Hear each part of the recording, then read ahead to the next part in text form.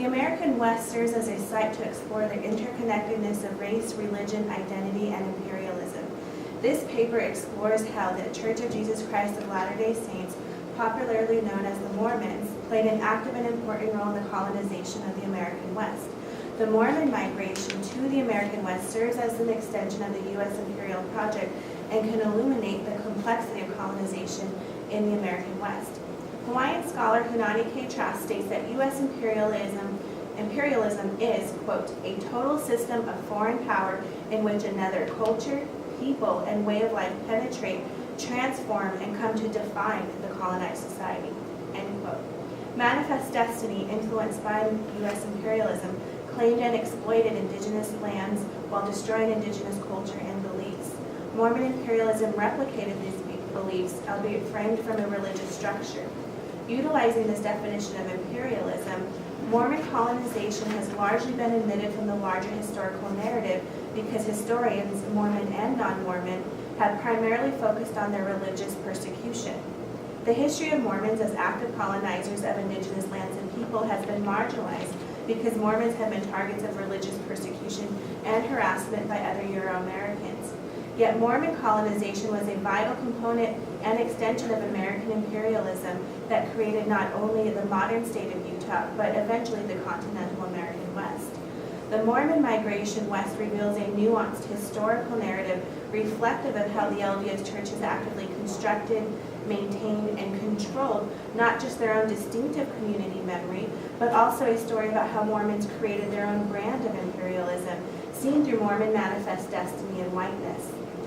For example, the increasing Mormon presence in Missouri led to conflict with other Euro-American settlers in the region.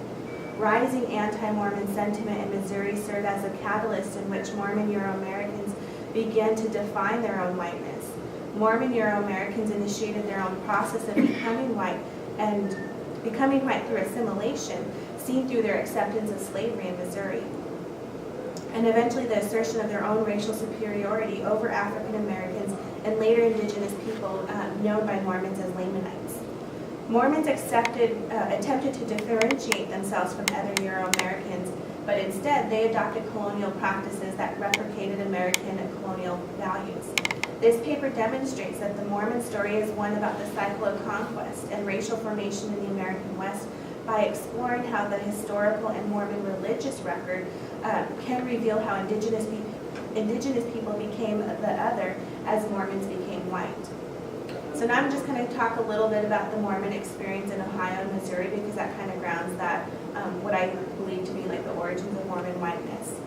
So as Mormon Euro-Americans began to settle throughout Ohio, Illinois, and Missouri, external pressures exerted by non-Mormons did not cease.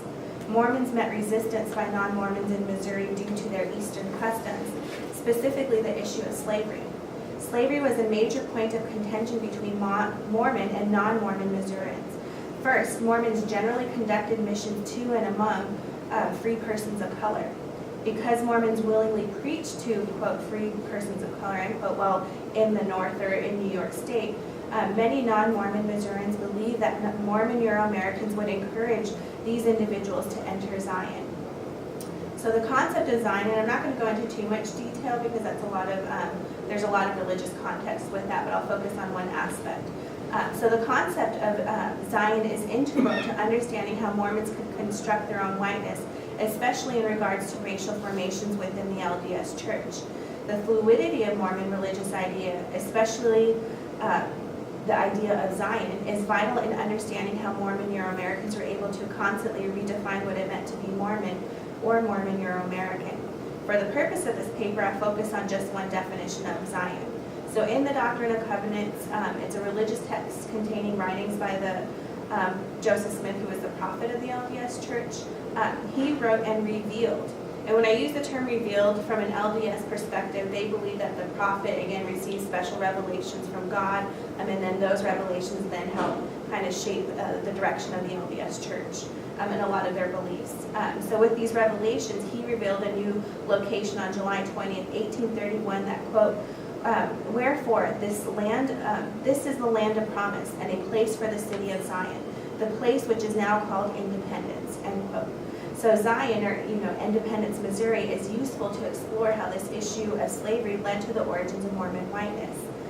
So non-Mormons believed Mormon Euro-Americans to be abolitionists and feared the spread of potential slave uprisings.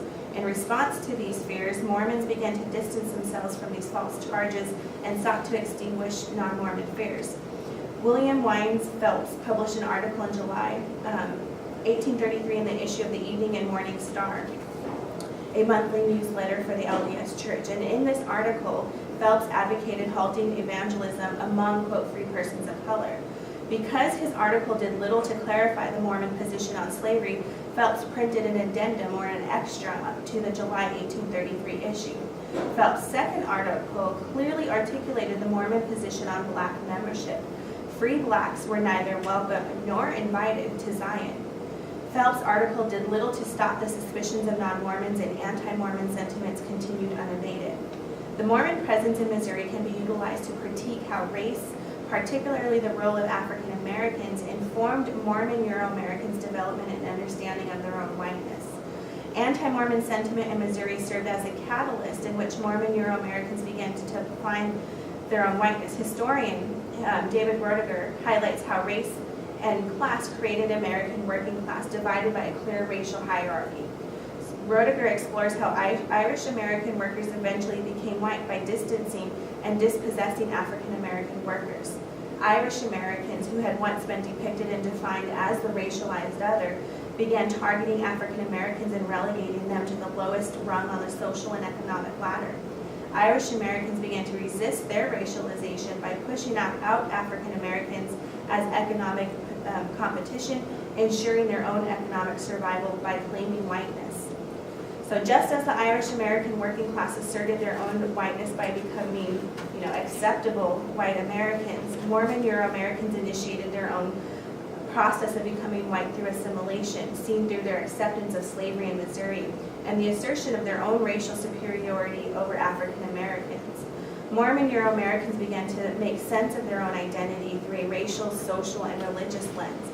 Mormon Euro-Americans, like Irish Americans in the urban cities, occupied the bottom of society in Missouri. As a result, they replicated U.S. ideologies of white supremacy or racial superiority as seen in their acceptance of slavery. In effect, Mormon Euro-Americans asserted and accepted their own whiteness in Missouri, while also contributing to the early stages of racial formations and colonization within the LDS Church. Missouri played an important role in Mormon Euro-American history. Mormon Euro-Americans secured their own whiteness by denying African Americans full membership within the LDS Church. And that's a whole other side of it, that they can't become the full members, they can't hold the priesthood, which means they can't go to the temple, which you have to go to the temple to receive, again, full membership within the LDS Church.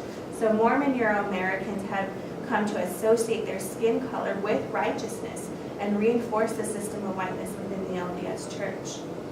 Mormon Euro-Americans effectively parlayed their experiences in Kirtland and Jackson County to create their own brand of Mormon imperialism. Mormons incorporated and applied their own religious ideologies, including their understanding of race, to a physical geographic space. Mormon Euro-Americans reflected their Americanness in their view of America as a land of promise.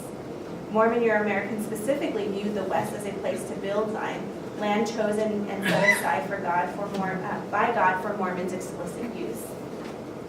So subsequently, Mormon Euro-Americans wielded a particular form of manifest destiny that reflected their own religious beliefs that privileged their claims to land in the American West above all others.